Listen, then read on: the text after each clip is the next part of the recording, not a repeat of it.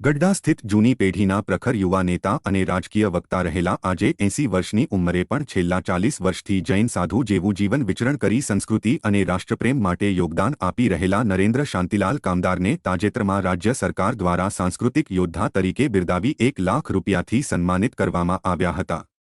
ત્યારે નરેન્દ્રભાઈએ તેમને સન્માનમાં મળેલા 1 લાખ રૂપિયા અને સ્વખર્ચ કરી ગઢડાના તમામ શાળાના વિદ્યાર્થીઓને ભોજન કરાવવામાં આવતા ગઢડાના શહેરીજનોએ પણ નરેન્દ્રભાઈની કામગીરીને બિરદાવી હતી। નરેન્દ્રભાઈ દ્વારા તેમના જીવનના કેટલાક સિદ્ધાંતો મુજબ પોતે સન્માન માટે નહીં જતા સરકારની લાગણી સ્વીકારવા માટે પોતાના પ્રતિનિધિ મોકલી સન્માન સ્વીકાર્યું હતું, પરંતુ પોતાની પાસે પૂંજી એકત્રિત નહીં કરવાના સંકલ્પથી પોતાને મળેલા રૂપિયા 1 લાખની રકમમાં જરૂરી વધારાની રકમ ઉમેરી શહેરના બાળકોની ખુશી માટે રકમનો ઉપયોગ કરવા માટે ભવ્ય જમણવાર યોજવામાં આવ્યો હતો।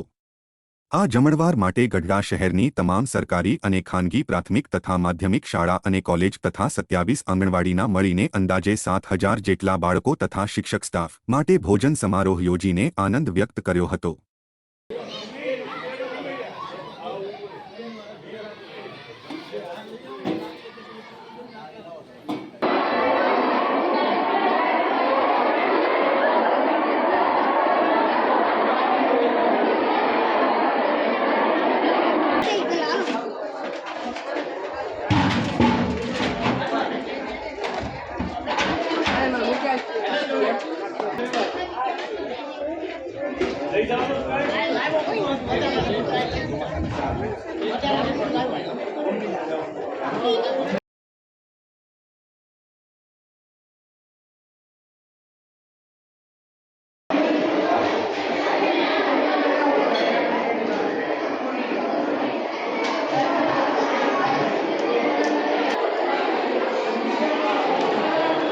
जीतो ऊपर हूँ से जगह ऊपर जगह कैसी है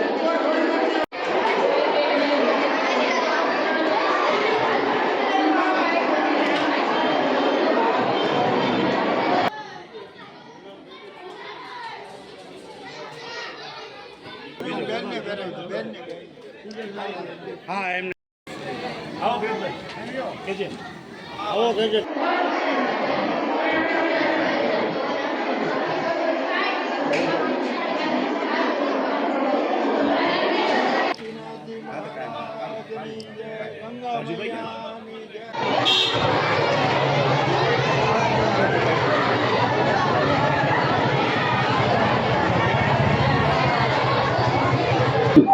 પિયુષભાઈ શાહ જૈન સમાજના અગ્રણી ગઢડા શહેર।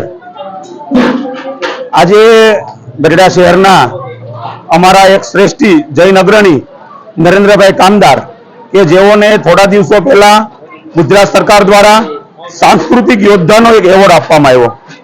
આ એવોર્ડમાં એક શિલ્ડની સાથે 1 લાખ રૂપિયાનું નગદ પુરસ્કાર એમને મળ્યું છે। અમારા નરેન્દ્રભાઈ એકદમ સાદું જીવન જીવે છે। જ્યાં પણ હોય જે પણ પરિસ્થિતિમાં હોય એ પરિસ્થિતિમાં ફક્ત સાદું જીવન તેઓ જીવન જીવે છે। એમના દ્વારા એવું નક્કી કરવામાં આવ્યું કે આ 1 લાખ રૂપિયા મારે હવે ઘરે લઈ જવાના નથી, તો એમણે એવું નક્કી કર્યું કે ગઢડા શહેરની અંદર બાળ મંદિરથી લઈ અને કોલેજ સુધીના જે કોઈ અભ્યાસ કરતા હોય એવા તમામ બાળકોને મારે ભોજન કરાવવું છે, અને ભોજન પણ કેવું સંપૂર્ણ પૂર્ણ ભોજન। ત્યારે એ માટે એસ્ટિમેટને બધું નક્કી કરવામાં આવ્યું ત્યારે ખ્યાલ આવ્યો કે એમને મળેલા 1 લાખ રૂપિયામાં આ ભોજન શક્ય નથી, કારણ કે ગઢડા શહેરની અંદર 7,500 થી 8,000 જેટલા બાળકો અભ્યાસ કરે છે। એવા સમયમાં નરેન્દ્રભાઈ કીધું કે જે રકમ ઘટે હું આપી દઈશ। સાથે સાથે અમારા ગોપીનાથ કેટરિંગ વાળા જિગ્નેશભાઈ અને રાજુભાઈનો સપોર્ટ મળ્યો। એમણે એવું કીધું કે ભાઈ 1 પણ રૂપિયો નફો વગર જે કોઈ ખર્ચો જ હોય ખાલી એટલા જ રૂપિયામાં હું આ તૈયાર કરી આપીશ। એટલે નરેન્દ્રભાઈનો ઉત્સાહ પણ વધ્યો, જિગ્નેશભાઈનો સાથ સહકાર મળ્યો અને અમારા જૈન સમાજના બીજા બધા જ સહકારનો એમના સહકાર મળતા આજે લગભગ અહીંયા ગઢડા શહેરની 3 વાડીઓની અંદર 7,500 થી 8,000 જેટલા બાળકો પૂર્ણ ભોજન લેવાના છે। આ માટે સંપૂર્ણ જશ અમારા નરેન્દ્રભાઈ કામદાર। અહીંયા દરજી સમાજની વાડી પણ, જૈન સમાજની વાડી અને રામજી મંદિરની વાડી 1 પણ રૂપિયાના શુલ્ક વગર તેઓએ પણ અમને આ સેવામાં આપી છે। મારું નામ ચંદ્રકાંત લાઠીગરા, ગઢડા રથયાત્રા સમિતિના પ્રમુખ તરીકેની મારી જવાબદારી છે।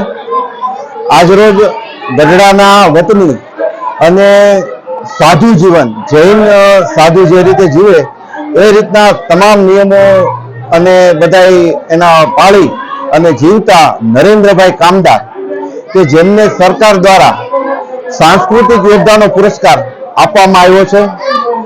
આ પુરસ્કાર ભૂપેન્દ્રભાઈ પટેલ, મોળુભાઈ બેરા આ બધાના હસ્તે ટાગોર હોલ ખાતે અમદાવાદ ખાતે એમનું સન્માન કરવામાં આવ્યું હતું. એની અંદર એક પ્રમાણપત્ર, સન્માનપત્ર અને 1 લાખ રૂપિયાનો ચેક.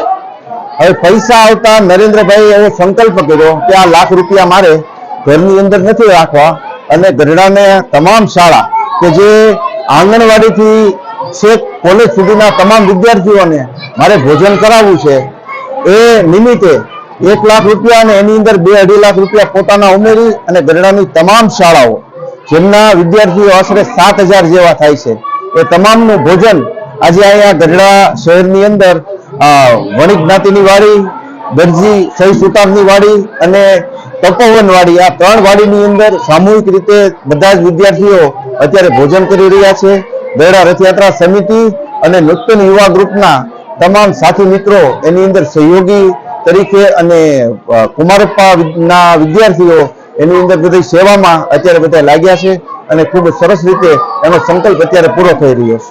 નરેન્દ્રભાઈ એટલે અમારા કામદાર એટલે ગઢડાનું એક ઘરેણું ગણાય અને એને ગુજરાત સરકારમાં સાંસ્કૃતિક યોદ્ધા તરીકેનો એને એવોર્ડ આપવામાં આવ્યો છે, જે ગુજરાત રાજ્યના મુખ્યમંત્રી ભૂપેન્દ્રભાઈ પટેલ તથા મોળુભાઈ બેરા અને હર્ષભાઈ સંઘવી દ્વારા એમને એવોર્ડ અને સાથે 1 લાખ રૂપિયાના ચેક અર્પણ કરવામાં આવેલ છે.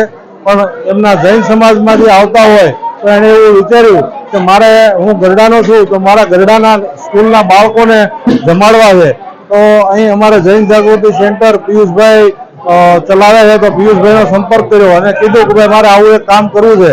તો પિયુષભાઈએ કીધું કે અમારે જૈન જાગૃતિ જે સેન્ટર ચલાવ્યું છે એના બધા જે જૈનોના અમારા જે લોકો છે એ તમને આમાં મદદ કરશે અને તમામ શાળાના 8,000 જેવા બાળકો થાય એનું જમણવારનું આજે અહીંયા ગઢડામાં ગોઠવું. 3-4 વાડીઓવાળાએ પણ ફ્રી વાડી આપી છે.